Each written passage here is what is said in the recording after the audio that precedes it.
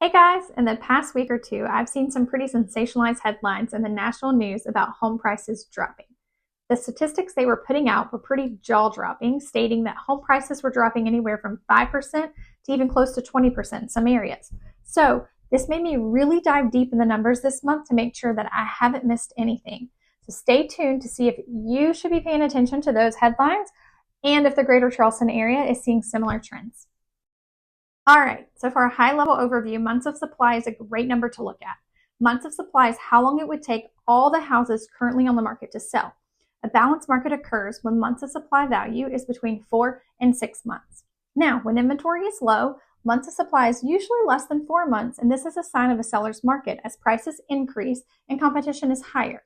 On the other hand, when inventory levels are high, months of supply is typically greater than 6 months, and this creates less competition, which drives prices down and is considered a buyer's market.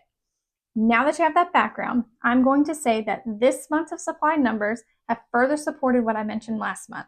Months of supply has definitely been slowly ticking up, which means we might just be inching toward a more balanced market. While month to month the change has been slight and minimal, over the last 6 months, this number has risen about half a month, and in some areas, slightly more. For example, including our entire MLS, months of supply is currently around 2.8. 6 months ago, in February, it was 2.3. With that said, we are still in the twos, which is still a seller's market, but these numbers support that we are inching toward a more balanced market. Home prices have stayed pretty steady since last month.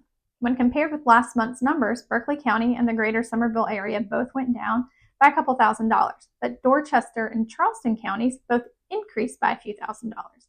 The largest increase in home price was seen in Charleston County, with a nearly $18,000 increase from last month's average numbers.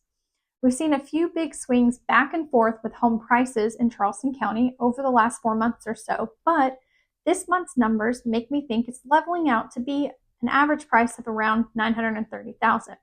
While there have been a few incidences where month to month the home prices have decreased slightly, overall home prices in all areas of the Charleston real estate market have increased over the last year. While we have been seeing more price reductions on homes lately, the list to sell price ratio remains high. This number is in the 96th percentile across all Tri-County areas, with Berkeley County being the exception in the 97th percentile. This statistic indicates the percentage of a list price that a home sells for. So, in a nutshell, if you're purchasing a home, you can still expect to pay close to the list price. Remember, even though we might be seeing a slight shift in the market, we are still in a seller's market, so deals on real estate right now are really hard to come by. Now, you might be wondering how long it takes properties to sell when listed. On average, in June, it took 37 days in the greater Summerville area for a home to go under contract. Similar numbers were seen in both Dorchester and Berkeley counties. But Charleston County was the outlier, with an average days on market only being 30 days. So this means if you are selling your home, you can expect it to take around a month or maybe slightly longer to get it under contract. Interest rates have dropped a little over the last month and are averaging around 6.25% to 7.14%, depending on the loan program and the buyer qualifications. And to top that off, there's chatter that the Feds might drop rates again in the fall, so fingers crossed we might see further reductions in interest rates. But here's my little disclaimer I always give. Our mortgage lender partners do not always like us talking about interest rates because they are so variable and depend on so many different factors. However, we know this is important to consumers, so we always mention it.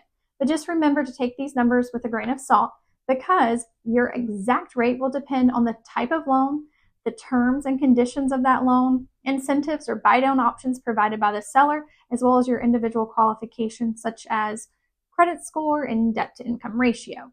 However, if this trend continues, things are looking up and interest rates are looking down.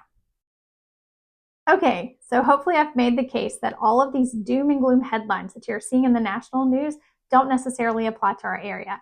The stats in our area support mostly good things happening in real estate here. Prices are steady and have actually increased over the past year. Interest rates are dropping, which is increasing buying power for buyers. Inventory does seem to be increasing a bit, which is actually helping to stabilize the market and decrease the buying frenzies that we had a couple of years ago. Time will tell if our area will start to experiencing the slowing and downturn of the real estate market that other areas across the country have seen, that businesses are growing here and people still want to move here, and that's holding our market very stable. If you've been on the fence about buying or selling, let's chat. While helpful, don't get hung up on the numbers mentioned here or the headlines you see in the news. Let us learn about your situation and goals, and we can provide insight to help you make that decision. Both Kevin and I are always available via text or phone, and our contact information is all below. So see you guys next month.